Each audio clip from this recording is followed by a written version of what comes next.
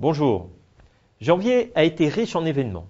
Tout d'abord, la Banque centrale suisse a surpris tout le monde en mettant fin à sa politique de parité cible avec l'euro. Résultat, le franc suisse s'est apprécié de plus de 19% en quelques minutes. De son côté, la BCE a annoncé son programme pour relancer la croissance en zone euro. Ce sera 60 milliards d'euros d'achat d'actifs par mois à partir de mars et pour au moins 18 mois. L'annonce a été saluée par une hausse générale des bourses européennes. Des bourses qui ont peu réagi aux élections en Grèce. Et comme vous le voyez, c'est plus mitigé pour les autres bourses, même si on sait que la Banque centrale américaine ne se précipitera pas pour remonter ses taux.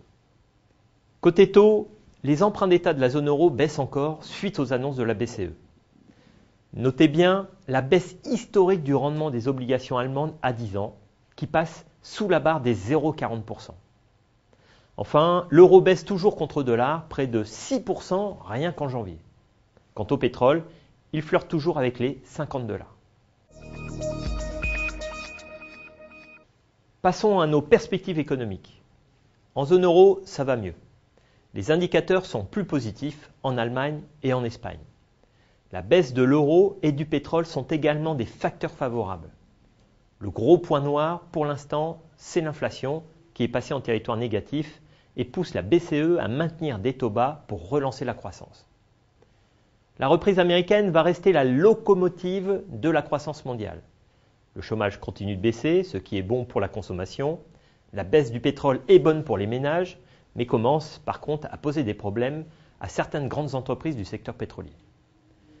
La croissance chinoise reste à peu près conforme à la cible fixée par le gouvernement. Mais le ralentissement devrait se poursuivre car l'immobilier et les exportations sont à la peine.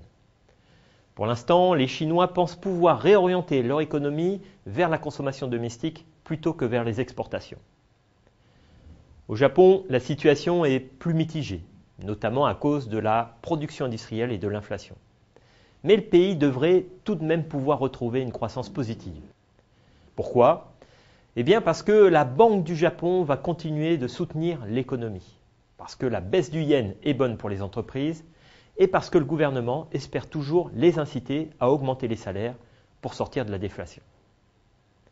En 2015, la croissance mondiale sera soutenue par la reprise américaine, l'amélioration graduelle de la situation en zone euro et surtout par les banques centrales. Mais les risques géopolitiques et déflationnistes sont toujours là. Et c'est pourquoi nous pensons qu'il y aura encore de forts mouvements sur les marchés cette année. En ce début d'année, on va privilégier les actions, surtout celles émanant de zones où les banques centrales sont à la manœuvre. Nous allons nous renforcer graduellement en actions européennes, pour plusieurs raisons.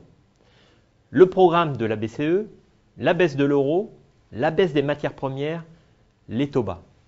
Tous ces éléments sont positifs pour les ménages et les entreprises.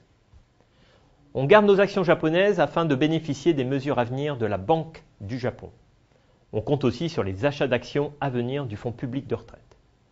Côté américain, nous allons un peu réduire la voilure car les actions sont chères.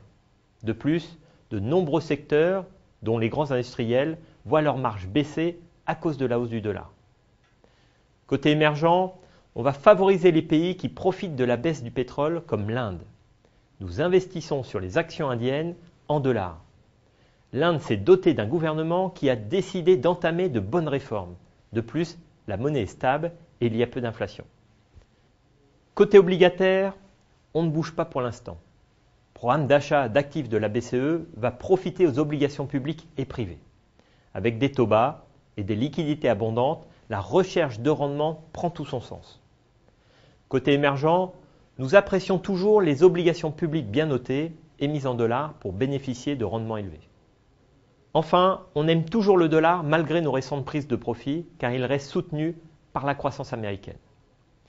Et comme toujours, je vous invite à respecter les règles d'or qui défilent en bas de l'écran. Voilà, pour en savoir plus, posez vos questions sur l'adresse qui s'affiche et suivez-nous sur les réseaux sociaux. Merci de nous avoir suivis et rendez-vous au mois prochain.